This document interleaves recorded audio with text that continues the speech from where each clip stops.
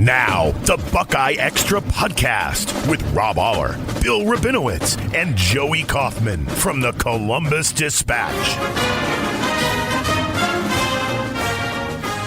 Hello, listeners. This is Joey Kaufman. I'm writing this podcast out with Bill Rabinowitz. We're here to break down what transpired in Eugene on Saturday night. Buckeyes suffered their first loss of the year, 32-31 to Oregon. A thrilling game, really. It was not the result the Buckeyes wanted, but in terms of compelling drama, 7 lead changes, record crowd at Autzen Stadium. I think 2 heavyweights really going back and forth. And as I was leaving the press box, talking to one of the Oregon writers about maybe we'll see you again in Indianapolis in December. Certainly a second half of the season to play, but I mean that was one heck of a game. It was a great game. Not a great game, selfishly from our perspective, because it's hard to write something like that, on deadline when you're just trying to make sense of it and you don't know. There's so many twists and turns, and you don't know where it's going to go. I mean, that's the great thing about sports. It's unscripted. We don't know, and I wish I could have enjoyed it, as a fan, the way a fan would have. Not an Ohio State fan in the end, but it was a great game. And the thing I kind of take away from it was, if you're an Ohio State fan, yes, you're disappointed. If you're Ohio State, especially on the defense, you're Jim Knowles, you're quite concerned, and rightly so. But I also thought, okay, this is a 32-31 loss in a crazy environment. You're never going to find a bigger home field. I mean, Penn State's close, maybe equal, but not more. A very good team. And Ohio State made a ton of mistakes. I mean, and didn't play well in certain ways. I mean, Denzel Burke had the worst game of his career. They had a kickoff. I think it was intentional. Go off of. It was intentional. It was intentional. Yeah, I'm sure it was intentional. When they lined up at the 50, I thought, yeah, they're gonna try to boom it. I thought it might be an onside kick or a pooch kick, something. I knew it wasn't going to be a conventional kick, or I didn't think it would be. And they kicked it off of Caleb Downs, who it was hit 10 yards away so hard that he couldn't catch it. Quinshon Judkins, who fumbled, that was a huge play in the game. They were up 7-0 already. If they go down and score again, it's just a different game. So all these things went wrong for Ohio State, and yet they were still in it at the end. I think the Jeremiah Smith offensive pass interference call was the absolute right call. He did push off, but they were at the 28 at the time, and that's a 45-yard field goal. I mean, do you want to put it in your hands, in the hands or in the foot of a field goal kicker to win it? Given Ohio State's history against Georgia, no. But it's probably at least a 50-50 chance. So it was a great game. I think that Ohio State should feel heartened by 2 things. One, they probably will get another crack at them. I mean, I think that these 2 teams will meet in Indianapolis in December, and I think this is a good wake up call for Ohio State, because they breezed, I think it was 197 or whatever it was, to 27. I mean, they just blew out everybody. And I'm sure they thought, not that they're invincible, but that they'll win. They're going to win because they're Ohio State. And this was okay. If we're going to win, we got to win on the field.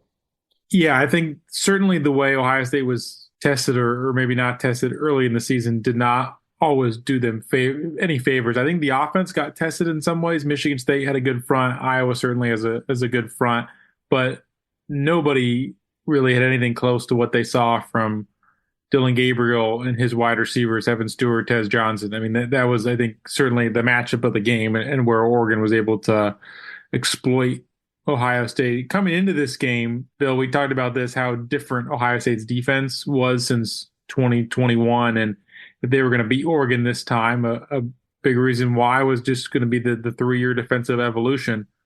Well, I think you could say the same about Oregon's offense. This was a better Oregon offense than what Ohio State went up against in 2021 with Dillon Gabriel as the starting quarterback. They have taken a step forward, I think, with from Mario Cristobal to Dane Lanning in terms of the offense. They had Bo Nix last year as their quarterback. I can't even remember who was the quarterback Oregon had. When I looked up the game, on the name. It was like, oh yeah, it was kind of I forget his name, but it was just a guy. It was just a guy. It wasn't anything special. And we had heard, or we had Dylan Gabriel came into the season as a Heisman Trophy favorite, probably the Anthony favorite. Brown. Anthony Brown. That was Anthony Brown, right? Yeah. But he had not played all that well. Dylan Gabriel had thrown a couple of picks in the red zone against Michigan State. He had not been great, and he needed to be, and he was against Ohio State. And so you got an Oregon team that, except for a couple mess ups on special teams, the botched snap on the extra point that Ransom almost ran back for what would have been a huge 2 points. Oregon played about as well as Oregon is going to play, and they're a very good team. But the thing that surprised me was just how open their receivers were, and that Ohio State couldn't get to Gabriel. He got rid of the ball quickly a lot of the time, but not all the time. There were a lot of times he would step up in the pocket, he would roll out, he would have, not to sack him once, not to force a turnover. That's just, it's a recipe for losing. You lose the turnover battle 2-0. I guess the kickoff's technically not a turnover, but it really was. And, you don't get any sacks, you don't get any turnovers. And again, they had a lot of penalties, little, false start stuff, and I attribute most of that to the crowd noise. It was really loud. This is the first time we've had an open air press box, right, Joey? Yeah, and it's open air, and where it feels Penn State is open, but there's more, I guess, window way higher up. Nose. Yeah, but the noise was almost like you could almost see the noise. That's how loud it was at times. And so I'm not at all surprised that there were false start penalties and things like that. You can't hear it. But, if you play in Indianapolis, it's not going to be that way. So I think that, like I said, I think this could be the best thing that happened for Ohio State. It's a very sobering game. This defense that you thought was lights out is not, or at least wasn't Saturday. So I think it's also good they have an off week this week, that they can really take a deep dive and not have an opponent this week to have to prepare for. They can say, okay, what went wrong and how do we fix it? And do that for a few days. So I think this is, I kind of thought about the Virginia Tech game from 10 years ago and how that ended up being a blessing in disguise. This is a very different team than that one, very different Ohio State team.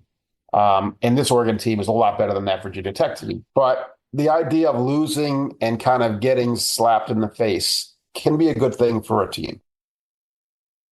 Yeah, it can. It can. This is the new way of college football too, where it's you're really going to be able to withstand some losses. So all the goals are in front of them still. It doesn't crater the season. That's the big difference in a 12-team playoff era. That's a big difference.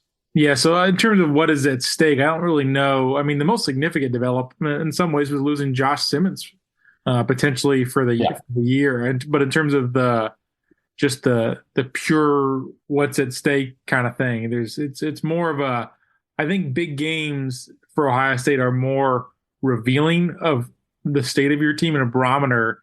In that way, we get a chance to truly measure Ohio State against other top competition. And what would this be like if they're playing in a quarterfinal game or a first round playoff game versus they need to win this game in order to sort of survive and advance to the regular season, because the playoff is the playoff now. The regular season is not the playoff that it once was. This makes the Penn State game all the more important, because if you lose that one, then you really are in jeopardy. It's hard to believe that Ohio State could miss the playoff. And I don't think a 2-loss Ohio State team misses the playoff. But if you do lose to Penn State, which is now number 3, then you have no margin for error. I don't know that a 3-loss team gets in and you lose to Michigan, God forbid, or Indiana or Nebraska. They're not going to lose to Purdue. They're not going to lose to Northwestern. So that's what they got. What's the other game I'm missing, Joey? Indiana and Michigan. Michigan, right. Indiana, you wouldn't think they would lose to Indiana, but Indiana is, 6-0.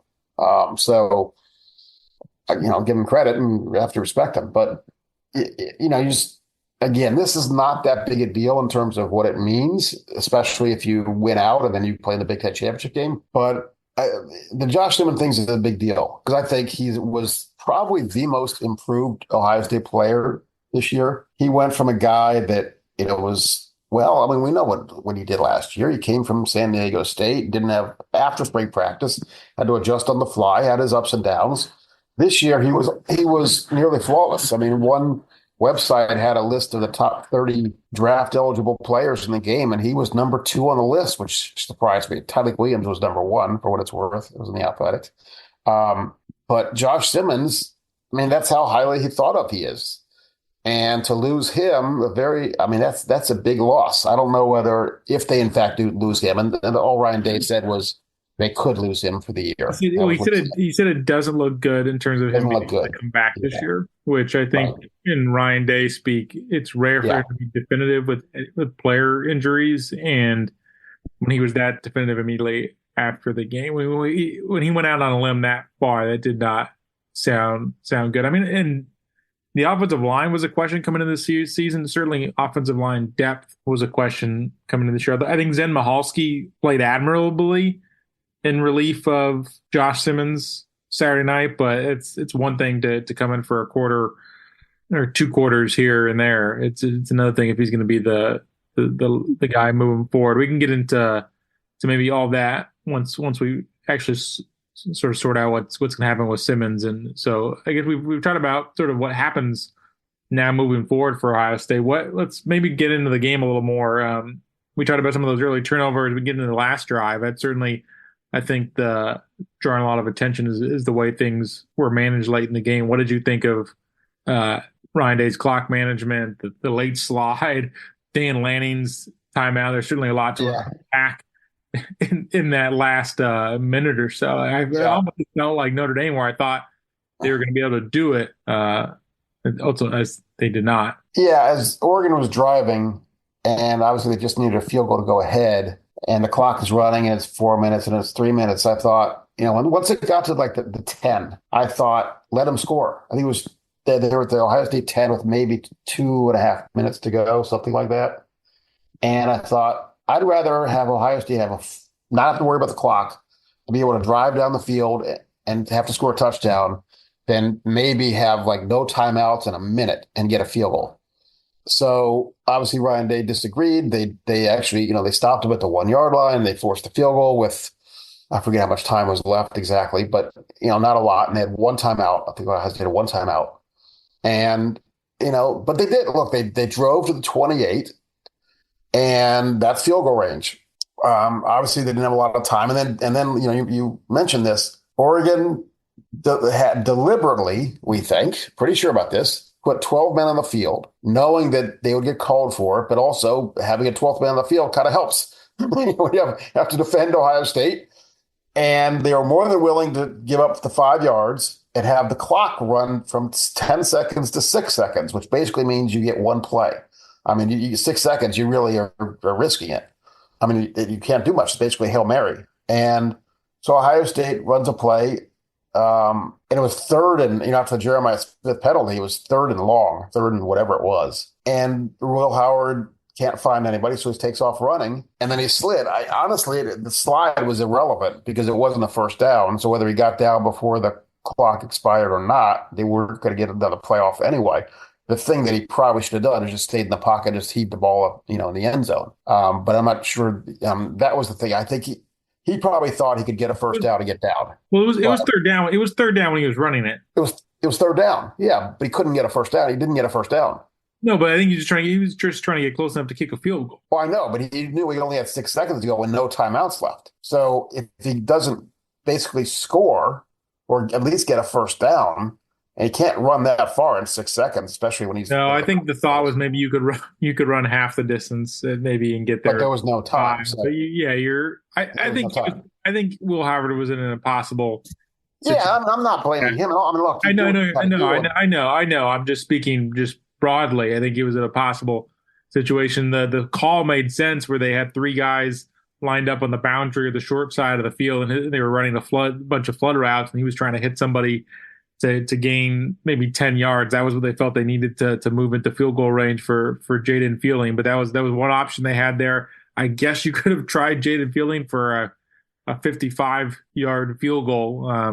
They know it's range, and that's not it. No, it's not. But it does remind you, they've been in 2 situations in close games the last few years where they've needed a kicker with 50-plus yard range, and that's never been a big priority for Ryan Day in his tenure. He's always talked about having a kicker who can, if you stall out in the red zone, who can capitalize and be consistent and make a field goal from that short range. But Georgia 22, this game, I mean, they could. It's easier said than done, but they could really use a kicker who has a leg and can make something from long range. Because I agree, it wasn't really an option. I think to try 55 yard field goal, you had to move closer or I take didn't think about it, honestly.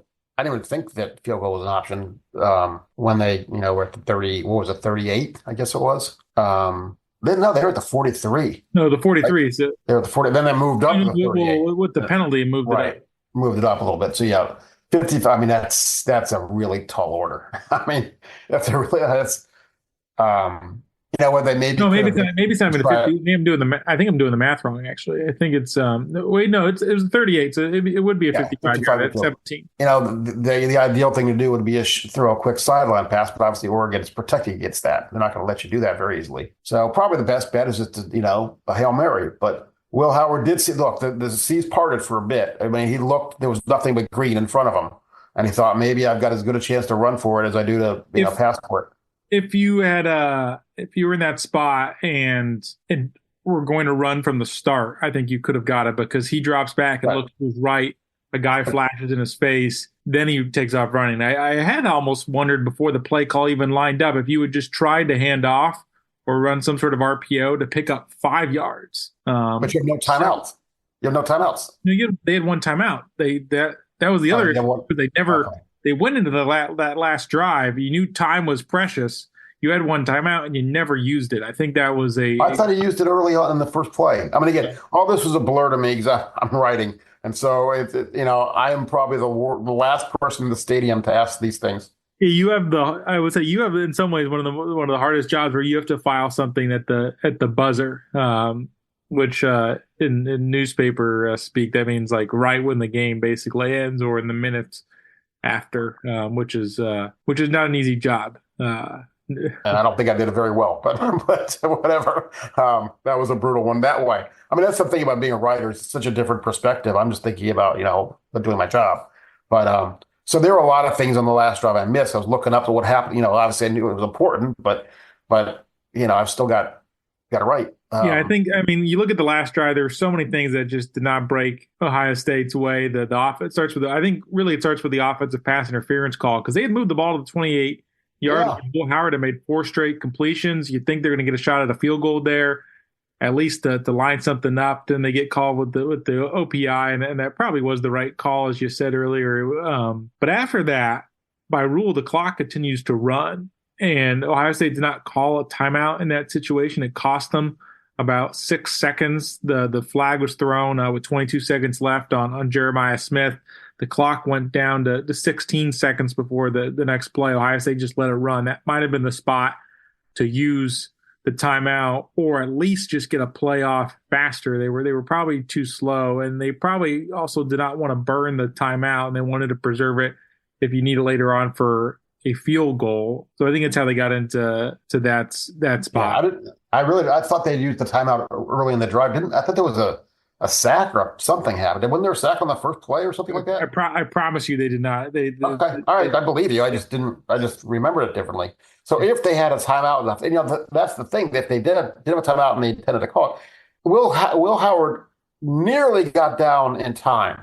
It was really close, whether it was 1 second or 0 seconds on the clock. Very close. So that's the difference between winning and losing. I mean, it's really, when you win, everything is great. When you lose, everything's terrible. That's just the nature of sports. But there's such a fine line. And that was it. I mean, maybe that penalty that Oregon took won the game for them in a way. Now, they would have been 5 yards farther away, so it's a harder field goal because he got, I think, the 22. Is that right? 22 or 26? Where Will Howard get to on the last play? He got to the 28. 28? Yeah. Okay. No, the 26. Okay. So he put back 5 yards. That's still a tough field goal. So, look, it's a great game. It's one of those games that people will talk about for a long time. The good thing for Ohio State is it doesn't ruin their season. But they do have to fix that defense. They have to figure out when you play a team that has comparable athletes and as much speed, and maybe in Oregon's case, more speed, how do you handle that? Because, beating the Western Michigans of the world is not going to prepare you for what you need to do. And we talked all along that the first real test was going to be this one. Well, this was the first one, and the defense failed it. Yeah, I think you can look at this game, as far as the most revealing things about this team, I think you certainly start with the defense and where they are as a unit, because it gave you that deja vu feeling from the end of the 2022 season, where they just gave up so many big plays in the secondary, could not get a stop in the second half, could not force a punt. And that's been a theme in some of these big games. Last year against Michigan, it felt like they needed to get off the field. They needed to force a punt. Yep. And when Ohio State went ahead and they held on to that narrow lead, Oregon just kind of marched down and retook the lead with a field goal. They needed to obviously get a punt in there, create some havoc. In their big games in the regular season, their problems in these big games have sort of been twofold. You go back to the end of the 2022 season, they gave up the explosive plays, but also in a lot of these matchups, they have not gotten the kind of pressure you want to get against the quarterback. Dylan Gabriel was not sacked at any point Saturday night. You go back to the Michigan game last year where they lost that in the regular season. They had one sack, 22 against Michigan, one sack. Go back to 21 against Michigan, no sacks. And then in the earlier loss to Oregon in 21, no sacks. So that is in 5 regular season losses since in the Ryan Day era, they've had a combined total of 2 sacks in 5 games. I mean, you need to be able to get pressure, and some of that, the credit goes to Gabriel, the way he's able to slide up in the pocket. But I mean, that's where the game is won in some fashion. They need to be able to create some havoc and get a stop. Yeah, and even their run defense wasn't great. Jordan James ran for 115 yards and did it at key times. I mean, there were lots of times Ohio State stopped them, but that's the nature of the run game. You're going to get stopped probably the majority of the time for a fairly short gain. But when they needed a stop, they didn't really get it. And obviously Dylan Gabriel had this 27-yard touchdown run. Great fake. I mean, fake me out. I thought he handed the ball off, but 27-yard touchdown run. Let's talk for a minute about Will Howard and his performance, because I thought it was really good. I mean, his stats. I mean, I don't have the stats in front of me, but a very high completion percentage. Made some really good throws. I have them in front of me, so I'll read them out for give people some context. But you went 28 of 35 for 326 yards, 2 touchdowns. That's an 80% completion percentage, and it's over 9 yards of pass attempt. So I think overall, it's a good game. Yeah, he was not the reason they lost. He's not great on the deep balls. I mean, he underthrew Jeremiah Smith on one. He caught, but could have been a touchdown if he'd hit him in his stride. He's got some that they've got to work on. But, he doesn't generally make bad mistakes. He's been careful with the ball. He didn't throw an interception. Will Howard, that was a reassuring performance. If you're an Ohio State fan thinking, can he lead you to a championship? That was reassuring, because he was very solid, more than solid. Yeah, I was overall, I think, impressed by the way Will Howard played, and I think it was an inspiring performance. You look at just some of the plays, the late slide obviously sticks out in the minds of people, but I think it sort of diminishes the performance. And there was the play where he bobbled a snap. I think that hurt him, but overall, you look at the way he was able to play as a downfield passer. I thought he was sharp, and I don't think for him not being an elite downfield passer is some cardinal sin to quarterback play. It's certainly a limitation in his game, and it could hold back Ohio State in spots if he doesn't improve. But he does things that are better than his predecessors as Ohio State's quarterback. He is a more accurate red zone passer than either Kyle McCord, Justin Fields, or C.J. Stroud was. You just by the raw numbers. And the throw he had to Jeremiah Smith was a really nice one in the red zone, where the pocket kind of broke down. He scrambled, bought time, allowed Jeremiah to come across the field and finds him. So he does things that are different than great Ohio State quarterbacks have done in the past. And I don't think that should be just sort of diminish because it's not this pretty 40-yard rainbow throw. It's not as maybe as highlight reel worthy as those, but he does important things in the red zone where space is tight. Being able to have a quarterback who can make those plays is important, and they finished a lot of their drives as a result of Will Howard, him making those plays in the red zone, and obviously he can run for a score as well in that tight space. But that's important. I thought that was an overall what you want against Will Howard, and we didn't really know how he would perform in a tight back and forth game where you need to really deliver. Right. And he did that, I think, overall. Yeah. And the thing is, it's not like he can't throw deep. What was the phrase that JT Barrett said, critics tagged him with? What was the one thing that I forget, like a rag arm? It wasn't a rag arm, but it was noodle arm. Like what? Noodle arm? No, but anyway, I forget the term. It was pretty funny when JT said it. But Will Howard can throw it deep. It's just that's not his forte. It's not like he's got a bad arm. It's just maybe just the timing, and it's just the timing. We didn't. The timing does seem off. I will say the timing is it does look like something that's off, and maybe it is the strength. It's part of it. I don't know for sure, but there are times where you want the receivers not really keep running with it. Throw to Jeremiah, he had to stop, come back to it. You obviously want him to keep running and keep going in stride. I don't know if that's a timing thing but Jeremiah on some of those seems to move faster than when the ball arrives. So that's what Dylan Gabriel did on his passes to Evan Stewart. I mean, he hit him right in stride. Yeah. We didn't mention who I think was the best player on the field for Ohio State on Saturday. It's worth noting. To me, it was pretty clear. Emeka Egbuka was phenomenal.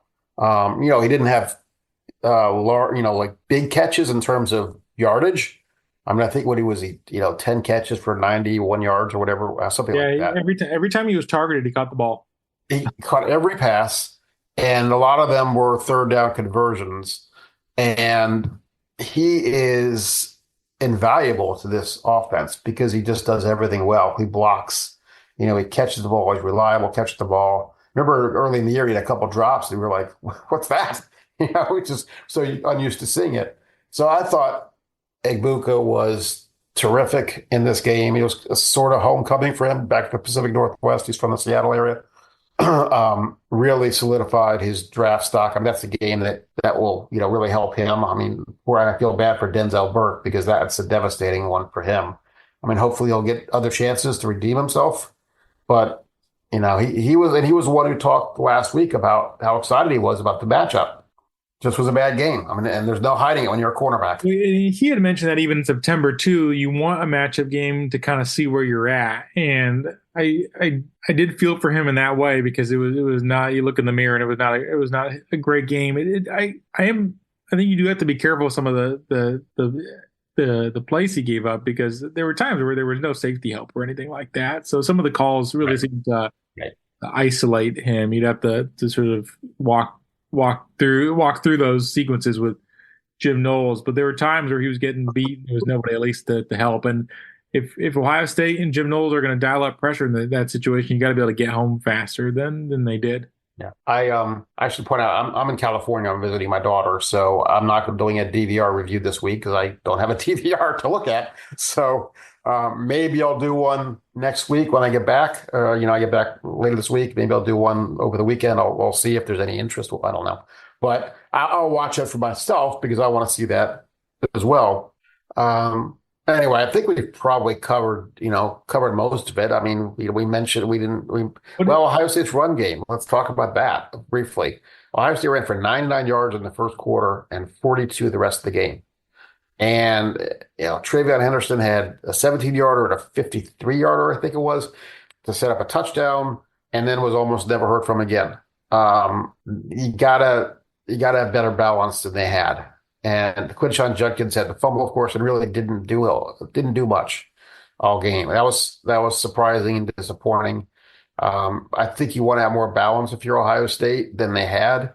You'd like to think that at some point they could have just asserted themselves and just imposed their will on Oregon, and they just didn't. Yeah, I think so. And I do think we should give some discussion around the early fumble because that was, I think, a really Yeah, it was huge. Big thing that set them back because Ohio State goes down the field and scores a touchdown. It should be noted they were fortunate to score a touchdown on that early drive because that catch by Will Kazmarek was very questionable as far as it was a catch.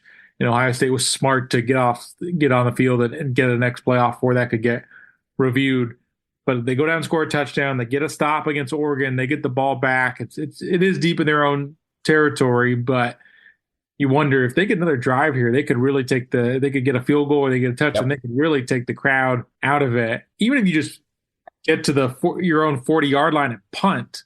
Yeah. But sort of the worst possible scenario where they fumble and give Oregon a short field at the 28-yard line. Oregon's average starting field position between that, largely as a result of Judkins' fumble and as a result of the squib / onside kick, however you want to term it, their average starting field position was their own 40-yard line in the first half. So essentially they were getting the ball at midfield. You can't give a team like Oregon, a top 5 team, short field at home. And that was, I think, difficult for them, obviously. Yeah, and that's kind of what I said when all these things went wrong for Ohio State. I mean, all these things.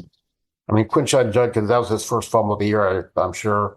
The onside kick is, again, that was caused or created because Jordan Hancock got a face mask penalty on a touchdown. And so they assessed the yardage on the kickoff. So they kicked off from the 50, and if you're in the 50, yeah, you might as well try something. And they did, and it worked. So, that's a fluky thing. Which was an interesting choice by Oregon because Lanning seems pretty attuned in those situations because after the game he said they had the option whether to get that penalty assessed on the point after or they could do it on the kickoff, and they picked the kickoff.